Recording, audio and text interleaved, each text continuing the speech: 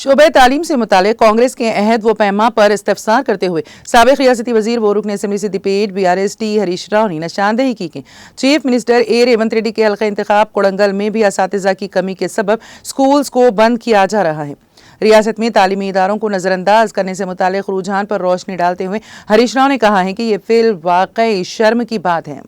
انہوں نے کہا کہ اگرچہ اساتذہ کی کمی کے باعث ایک اسکول کو زائد از 15 یوم بند رکھا گیا، تاہم اس سلسلے میں حکومت کی جانب سے تاحال کوئی کارروائی نہیں کی گئی ہے۔ انہوں نے دعویٰ کیا کہ یہ صورتحال کانگریس پارٹی کے انتخابی منشور میں کیے گئے وعدوں اور یقین دہانیوں کے بالکل برعکس ہیں۔ کانگریس پارٹی نے ہر منڈل میں ایک انٹرنیشنل اسکول کے قیام کا وعدہ کیا تھا،